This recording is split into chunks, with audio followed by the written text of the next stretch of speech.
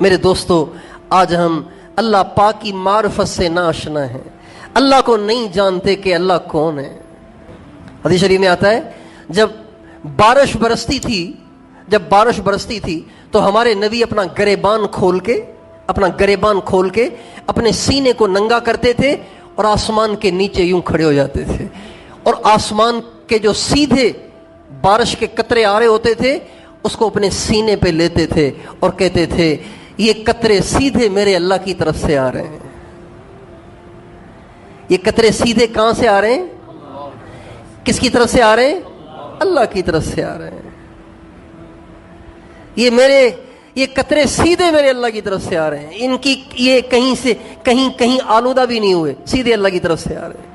ایک بدو ہمارے نبی کے سامنے نماز پڑھ رہا تھا، اس نے نماز پڑھی 2 رکعت، پھر اس نے دعا مانگی، یا من لا تراہ العیون ولا تخالطہ الظنون ولا یصفہ الواصفون ولا یخشی الدوائر، لمبی دعا ہے۔ یہ دعا وہ پڑھ رہا تھا، اس میں اس نے عجیب و غریب اللہ کی تعریف کی۔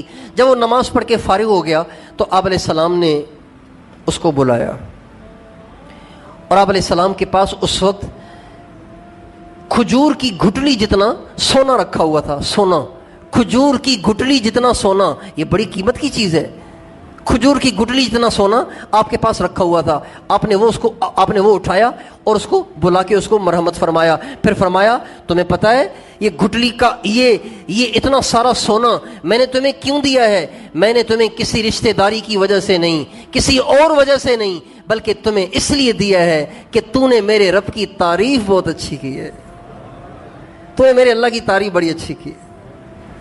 آج ہم اللہ پاک کی عظمتوں سے ناآشنا ہیں، اس لیے نماز پڑھنے کو دل نہیں کرتا، ذکر کرنے کو دل نہیں کرتا، قرآن پڑھنے کو دل نہیں کرتا۔ جو اللہ پاک سے پیار کرتے ہیں، اللہ پاک کی عظمت سے آشنا ہیں، اللہ پاک کی پہچان رکھتے ہیں، وہ تو تلاش میں رہتے ہیں کہ فارغ ہوں اور نماز میں مشغول ہو جاؤں۔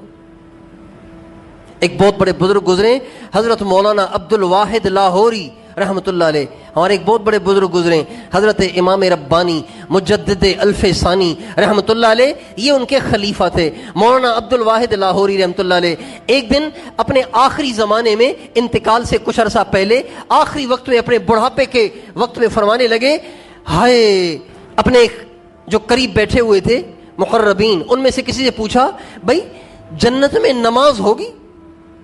جنت میں نماز ہوگی؟ کہا حضرت جنت میں نماز کیسے ہوگی؟ جنت تو جزا کی جگہ ہے، انعام کی جگہ ہے، اعمال کی جگہ تھوڑی ہے۔ اعمال یہاں کرنے ہیں، وہاں اس کا انعام ملے گا، وہاں نماز نہیں ہوگی۔ تو رونے لگے اور کہنے لگے، ہائے، جب جنت میں نماز نہیں ہوگی تو جنت میں مزہ کیسے آئے گا؟ ایک اور بہت بڑے بزرگ گزرے، حضرت ثابت بنانی رحمۃ اللہ علیہ، ثابت بنانی رحمۃ اللہ علیہ، ان کا انتقال ہوا، ان کی تجہیز و تکفین کی گئی، ان کو دفنایا گیا۔